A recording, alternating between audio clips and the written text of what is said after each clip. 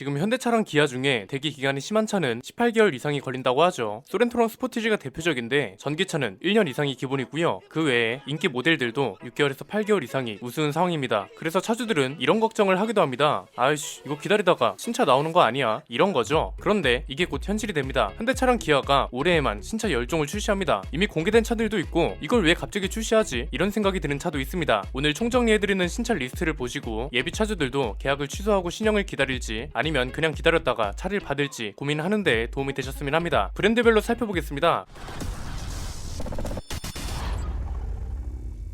현대차부터 볼까요? 현대차 그룹 내에서 올해 굵직한 신차가 가장 많은 게 현대차입니다. 첫 번째는 팰리세이드 페이스리프트죠. 전면부 디자인이 굉장히 파격적으로 바뀌었습니다. 투싼부터 시작된 새로운 SUV 패밀리룩을 적용받은 게 특징입니다. 차체 길이도 15mm 길어졌습니다. 그래서 이제 길이만 4995mm입니다. 가뜩이나 컸던 차가 이제는 거의 5m라는 소리죠. 어디가 늘어났나 봤더니 앞부분 오버행이 늘어났다고 합니다. 그나마 예비 차주들의 배가 덜 아플 것 같은 게 전면부 디자인 외에 나머지는 거의 그대로라는 겁니다. 실내에 12.3인치 디스플레이가 이만큼 들어갔다는 게 좀 큰데 나머지는 뭐 터치 디스플레이형 공조 컨트롤러가 들어갔다는 게 있고요. 디지털 센터 미러, 에르고 모션 시트, 2열 벤치 시트 통풍 기능, 3열 열선 같은 게 들어간다고 합니다. 껍데기만 바꾼다고 비하하는 사람들도 있던데 오히려 페이스리프트라는 개념에 맞게 적절하게 잘 바꾼 느낌입니다. 너무 풀체인지스럽지도 않고 그렇다고 변화가 없는 것도 아니라서 예비 차주들 입장에서는 그나마 배가 덜 아픈 차가 아닐까 싶습니다. 다음은 아이오닉 6입니다. 올해 9월에 출시 예정이죠. 소나타랑 그랜저 사이에서 고민하거나 아이오닉 5를 계약하신 분들 중에서는 고민이 될 법합니다. 최신 정보를 좀 취합해보니까 최근에 양산을 위한 인증과 공급사 일정 조율에 들어갔다고 합니다. 현대차 내부적으로 가지고 있는 계획은 8월 둘째 주부터 아이오닉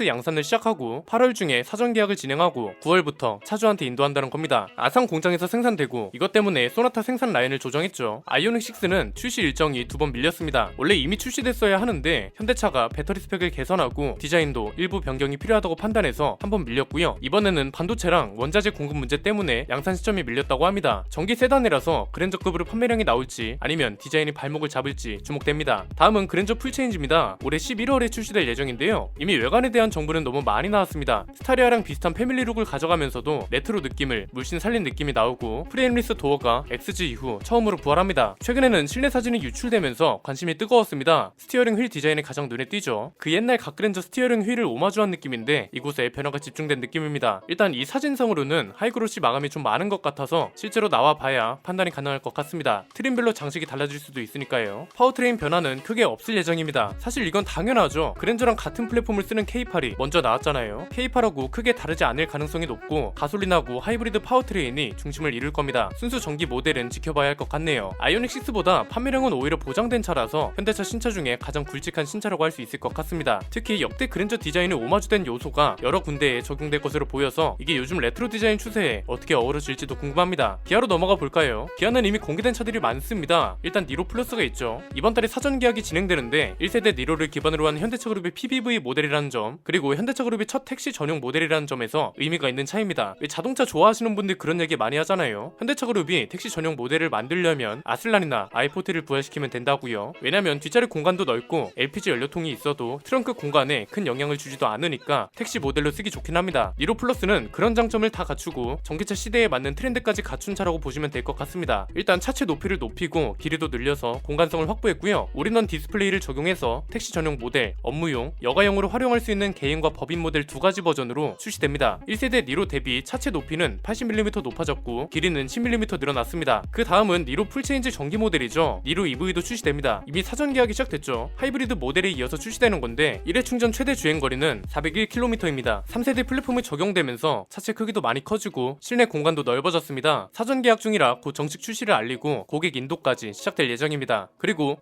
드디어 이 차도 나옵니다. 람보르기니, 페라리, 포르쉐를 점으로 만들어버린 그 차 EV6 GT도 국내 출시됩니다. 9월에 출시될 예정인데요. 합산 총 출력이 584마력에 달하고 제로백은 3.5초입니다. 국산 첫 고성능 전기차라는 점에서 의미가 충분히 있고 다시 봐도 웅장해지는 광고가 있습니다. 사실 이게 내연기관차와 전기차의 대결이라는 점에서 이의 제기를 많이 하기도 합니다. 그런데 사실 그런 점보다는 이 광고가 주는 메시지에 집중하는 것도 좋죠. 전기차로 고성능 고성능 내연기관차를 대표하는 브랜드들을 가볍게 이기고 기아도 이제 이런 차를 만들 수 있다는 걸 보여준 거잖아요. EV6 GT에는 포드 포커스 RS 같은 차에도 들어가는 드리프트 모드가 기본으로 적용되고요. 최고 속도는 시속 260km입니다. 배터리 용량은 77.4kWh입니다. 유럽 WLTP 기준 주행거리가 405km거든요. 국내 인증 기준이 더 타이트해서 아마 360km대 정도로 나오지 않을까 싶습니다. 다음은 레이 페이스리프트입니다. 9월에 출시될 예정인데 레이가 생각보다 변화가 많습니다. 일단 페이스리프트라서 디자인 변화가 있고요. 경영 밴 모델도 출시될 예정이죠. 차박이 가능하도록 풀플랫 기능도 추가한다고 합니다. 전기차 모델도 다시 선보일 예정입니다. 아마 PBV 목적으로 개발된 차는 아니지만 PBV 역할을 충분히 할 수 있을 것으로 보입니다. 레이 자체가 굉장히 실용적이잖아요. 박스 형태라서 짐을 실어 나르기도 좋고 전기 모델도 다시 출시된다고 하니까 우체국 같은 곳에 보급을 할 수도 있지 않을까 싶습니다. 지역별로 배송을 하니까 충전도 유리하고 짐도 많이 실을 수 있으니까 최적화된 차가 아닐까요? 적어도 지금 보급되고 있는 초소형 전기차보다는 훨씬 안전할 것 같습니다. 셀토스도 페이스리프트 예정입니다. 소형 SUV 시장에 등장한 이후로 1등 자리를 놓친 적이 없죠. 지금 셀토스 대기 기간이 5개월 이상이라고 하잖아요. 올해 하반기 출시 예정이라서 지금 계약하신 분들은 페이스리프트 모델을 기다려보는 것도 나쁘지 않을 것 같습니다. 딱 지금 기다리고 있는 차를 출고받고 나서 페이스리프트 모델이 공개될 것으로 보이거든요. 그리고 5개월이면 대기 기간이 그렇게 긴 것도 아니라서 기다려볼 만한 것 같습니다. 의외로 잘 안 알려진 차도 있습니다. K5도 올해 페이스리프트 예정입니다. 와, 이건 좀 기대되는데요. K5가 어떤 차인가요? 디자인 덕분에 현대차를 누르게 된, 디자인은 곧 다비다를 보여준 대표적인 차잖아요.